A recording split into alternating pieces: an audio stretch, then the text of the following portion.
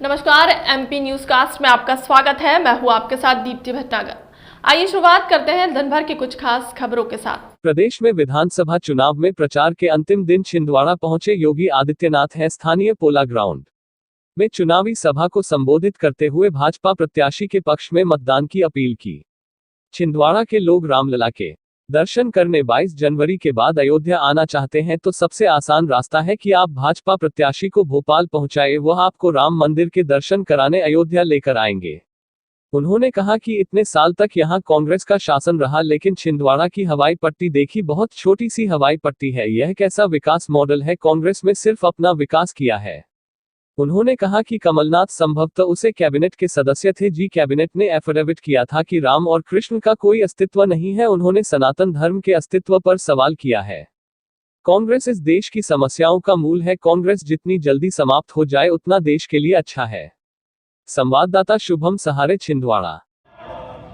सोमनाथ मंदिर के पुनरुद्धार का कार्य हो, सुंदरीकरण का कार्य हो, या फिर महाकाल के महालोक की अनुभूति,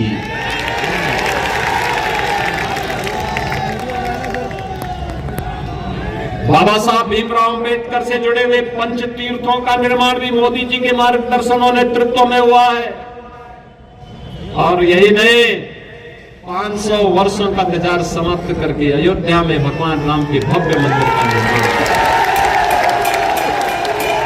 क्या कांग्रेस कर पाती? क्या भाइयों बहनों, कांग्रेस के नेताओं ने तो कहा था कि राम और कृष्ण हुए ही नहीं। संभवतः कमलनाथ जी भी उस कैबिनेट के सदस्य थे जिस कैबिनेट ने एक एफिडेविट दिया था सुप्रीम कोर्ट में कि राम और कृष्ण हुए ही नहीं।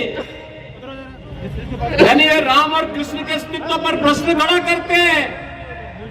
यानी इसका मतलब सनातन धर्म के अस्तित्व पर प्रश्न खड़ा करते हैं, हमारे अस्तित्व पर प्रश्न खड़ा करते हैं।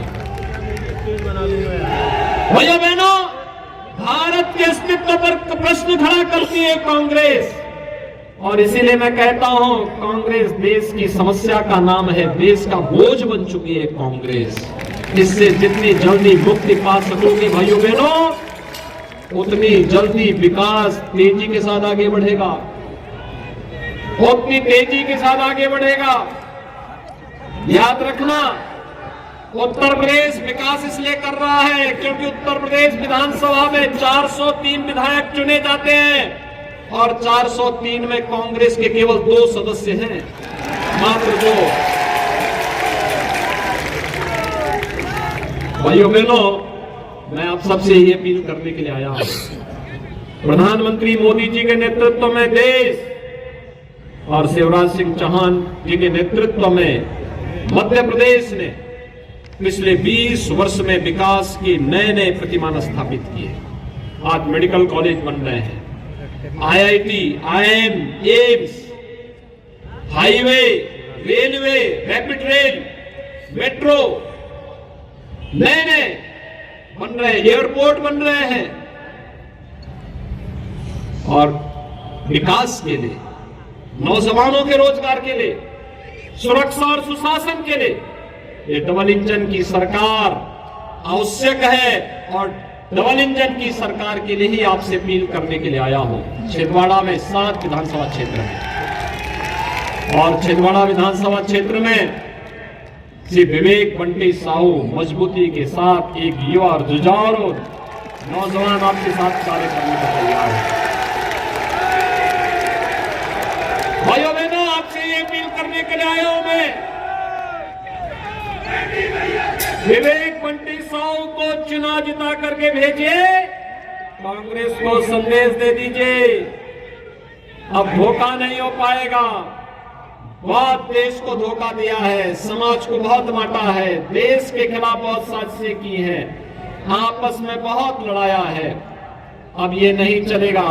अब तो हम लोग आर पार की लड़ाई लड़ रहे हैं, देश की एकता और अखंडता के लिए, देश की समृद्धि के लिए, भारत को दुनिया की सबसे बड़ी आर्थिक महाशक्ति बनाने के लिए।